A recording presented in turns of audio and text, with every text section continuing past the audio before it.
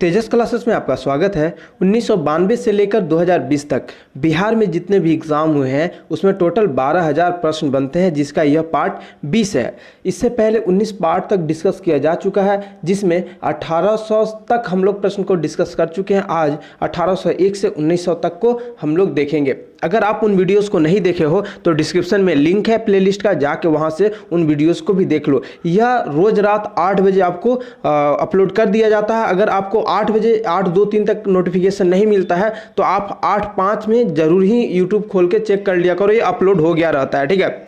यदि आप BPSC mains, Bihar दरोगा मेंस, इन्फोर्समेंट दरोगा, Bihar SSC inter level mains, अमीन, ASI steno, Bihar SSC third CGL, Bihar police, state या सीटेट, इन सब एग्जाम के लिए आप प्रिपरेशन करने जा रहे हो या इन एग्जाम को देने जा रहे हो तो यह वीडियो आपकी ज़िंदगी बदलने वाली है। यह वीडियो आपको यह बताएगा कि आपको क्या पढ़ना है और क्या छोड़ना है, ठीक है। यह वीडियो आपको यह बताएगा कि कितना आपको हार्ड क्वेश्चन के लिए भागना चाहिए और क्या मतलब क्या ट्रुथ है, एग्जाम के प्रति क्या रवैया होता है, एग्जामिनर का क्या सोच होता है, आपको यह सब यहाँ से जानने के लिए मिलेगा और किस टाइप के क्वेश्चन रिपीटेटिव होते हैं, ठीक है। पीडीएफ के लिए देखो थोड़ा सा शेड्यूल बिजी चल रहा था, इसलिए पीडीएफ मैं नहीं डाल पाया था, बट क्या है कि पीडीएफ मैं कल 100% डाल दूंगा। उसके लिए आप लोग टेलीग्राम चैनल ज्वाइन कर लीजिए।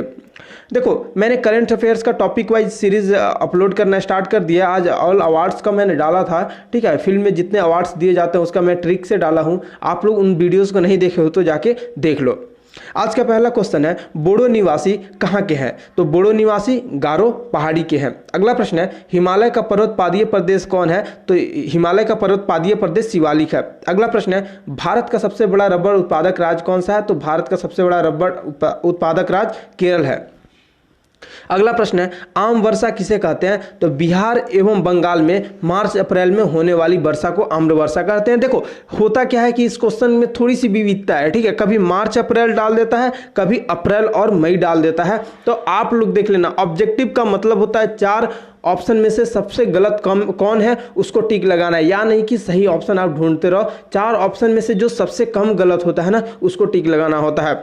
अगला प्रश्न है, कृषि में युग्म पैदावार का आशय किसको उगाने से है? तो एक ही साथ 2 फसल उगाने से है। अगला प्रश्न है, भारत में पहला पनबिजली शक्ति केंद्र कहाँ आरंभ हुआ था? तो शिव समुद्रम में हुआ था। अगला प्रश्न है, किसी स्थान का मानक समय निर्धारित करने का आधार क्या होता है? तो देशांतर रेखा होता है। अगला प्रश्न है, माउंट एटना क्या है? तो माउंट एटना एक ज्वालामुखी है। अगला प्रश्न है, ग्रांड कोनियन क्या है? ग्रांड कोनियन एक क्या है? खड़ है। अगला प्रश्न है, पनामा नहर किसको जोड़ता है? तो प्रशांत महासागर एवं अंध महासागर को। अगला प्रश्न है, भूमि सुधार किसके विषय के अंतर्गत आता है? तो भूमि सुधार हमेशा राज्य सूची में आता है। अगला प्रश्न है, पंचायती राज प्रथम बार कहां परिवर्तित किया गया था? तो यह राजस्थान में किया गया था। अगला प्रश्न है, पंचायती राज का प्रधान लक्ष्य क्या है? तो ग्रामवासियों में शक्ति का विकेंद्रीकरण।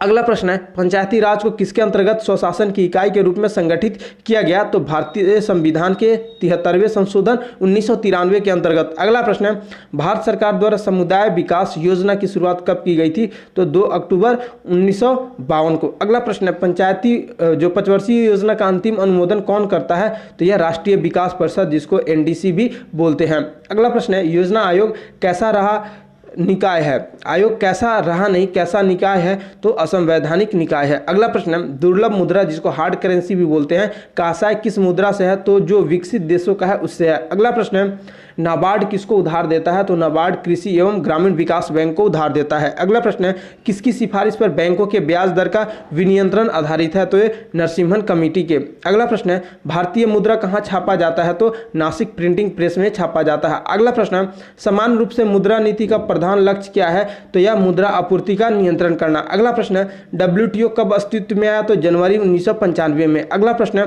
विश्व व्यापार संगठन का प्रथम अध्यक्ष कौन था? तो पीटर सदरलैंड था। अगला प्रश्न है, फ्यूज का सिद्धांत क्या है? तो विद्युत का ऊष्मीय प्रभाव का सिद्धांत पे फ्यूज काम करता है।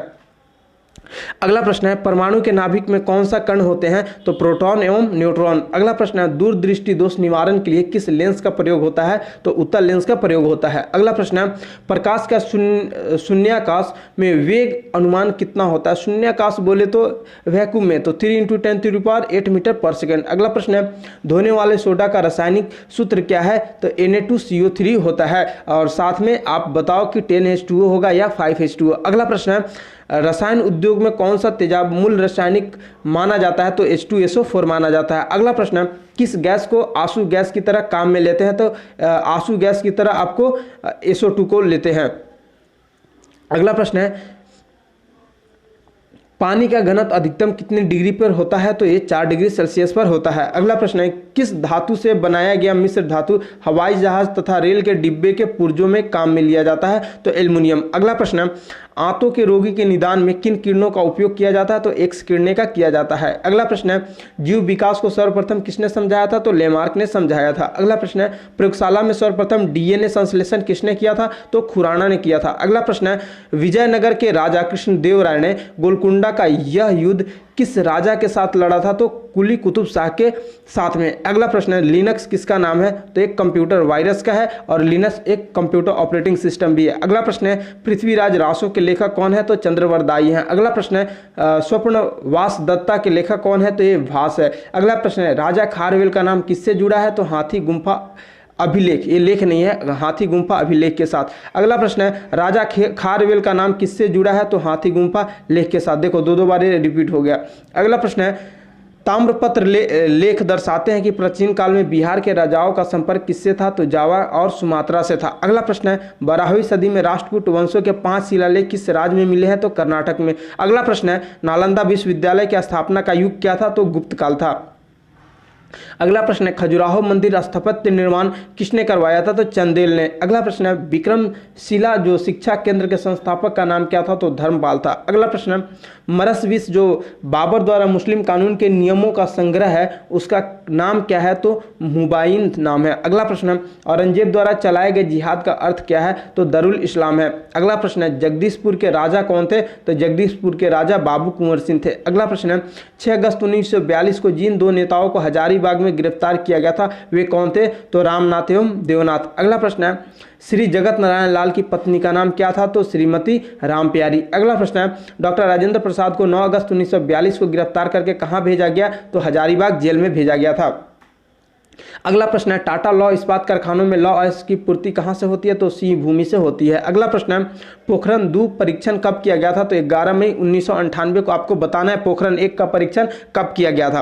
अगला प्रश्न है, पूर्व में बंगाल का दुख कही जाने वाली बिहार से उद्गम होने वाली नदी कौन सी है? तो दामोदर नदी है। अगला प्रश्न है, पटना से 1857 ईस्वी के स्वतंत्रता संग्राम में नेता कौन थे? तो ये थे राजपूत कुंवर सिंह। अगला प्रश्न है, संयुक्त राष्ट्र की जनरल असेंबली ने कॉम्प्रिहेंसिव टेस्ट वैन ट्रीटी यानी CTBT जिसको बोलते हैं को कब अपनाया? तो 24 अक्टूबर 1996 को। अगला प्रश्न है, ब्रह्म समाज की स्थापना किसने की? तो राजा राम मोहन राय के द्वारा ये किया गया था। अगला प्रश्न है, चंद्रशेखर आजाद को गोली मारकर कहां हत्या की गई थी? तो इलाहाबाद में। अगला प्रश्न है, वैशाली जिले में चेचर और समीपस्थ ग्राम समूह का अवशेष कहाँ विद्यमान है? तो प्राचीन राजगृह में। अगला प्रश्न है, कुरुक्षेत्र कहाँ स्थित है? तो हरियाणा में स्थित है। अगला प्रश्न है, भारत का सबसे बड़ा इस्पात कारखाना कहाँ है? तो भिलाई में है। अगला प्रश्न है, भारत में नहर द्वारा सिंचाई में कौन सा राज्य अग्रणी है? तो ये आप ऐसे भी बता सकते हो क्योंकि पंजाब में सबसे ज़्यादा नहर के द्वारा सिंचाई किया जाता है तो उसके जो सटा समीप होगा वो पंजाब हो जाएगा।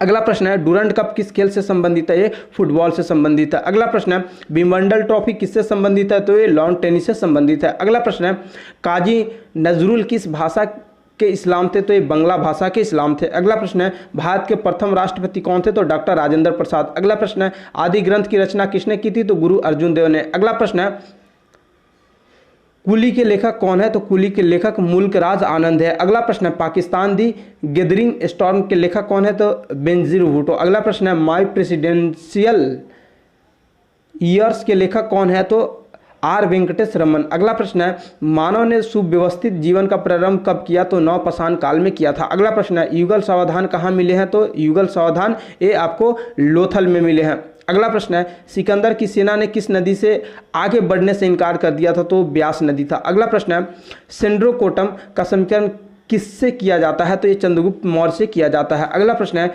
मिहिर कुल कौन था? तो हुन शासक था। अगला प्रश्न है, रजिया बेगम किस वंश की शासक थी? तो ये गुलाम वंश की शासक थी। अगला प्रश्न है, संकेत मुद्रा किसने चलाई थी? तो संकेत मुद्रा मोहम्मद तुगलक ने चलाई थी। अगला प्रश्न है, दिन ए इलाही की स्थापना किसने की थी? तो अकबर ने की थी। अगला प्रश्न है, संगीत और नृत्य पर किस राजा ने प्रतिबंध लगाया था? तो औरंगजेब ने लगाया था। अगला प्रश्न है, ठगी को ठगी के अपराध का दमन किसने किया था? तो ठगी के अपराध का दमन विलियम बेंटिक ने किया था। अगला प्रश्न है, भारत के प्रथम वायसराय कौन था? तो लॉर्ड कैनिंग। अगला प्रश्न है, प्रेरक ऊर्जा का संचय किसमें करता है? तो अपने चुंबकीय क्षेत्र में। अगला प्रश्न है, ट्रांसफार्मर किसमें प्रयुक्त होता है? तो मात्र एसी परिपथ में ही प्रयुक्त होता है। अगला प्रश्न है, किसी आणविक कक्षा में अधिकतम इलेक्ट्रॉनों की संख्या कितनी हो सकती है? तो 2 हो सकती है। अगला प्रश्न है, ऊंची तंगुता पर जल का क्वथनांक कम क्यों हो जाता है? वायुमंडल का दबाव कम होने के कारण। अगला प्रश्न है, जल का वाष्पीकरण एक स्वतः प्रक्रिया है, यद्यपि यह क्या होती है? तो एक ऊष्माशोषी क्रिया होती है। अगला प्रश्न है, एक रासायनिक क्रिया में उत्प्रेरक का क्या कार्य होता है? तो सक्रियण ऊर्जा परिवर्तित करना। अगला प्रश्न है, वो कौन एकमात्र भारतीय जिसको ग्रेट ब्रिटेन ने लॉर्ड का खिताब दिया है? तो स्वराज पाल। अगला प्रश्न है, गुट निरपेक्ष आंदोलन का नेता कौन था? तो भारत था। अगला प्रश्न है, विश्व में किस देश ने स्वयं को हिंदू राष्ट्र घोषित किया? तो नेपाल ने किया है। अगला प्रश्न है, जयप्रकाश दिवस कब मनाया गया? तो जनवरी 1946 में। अगला प्रश्न है, राष्ट्रीय पर्यावरण शोध संस्थान कहाँ स्थित है? तो यह नागपुर में स्थित है। अगला प्रश्न है, कौन सा एंजाइम ग्लूकोज को इथाइल अल्कोहल में परिवर्तित करता है? तो ये जाइमेज करता है। अगला प्रश्न है, जब एक कोलाइडी तंत्र का परिक्षेपण माध्यम गैस में माना जाए तो उसे क्या कहा जाएगा? तो उसे एरोसोल कहा जाएगा। अगला प्रश्न है, सिरका किसका एक तनु जलीय घोल है? तो इथेनोइक अम्ल का।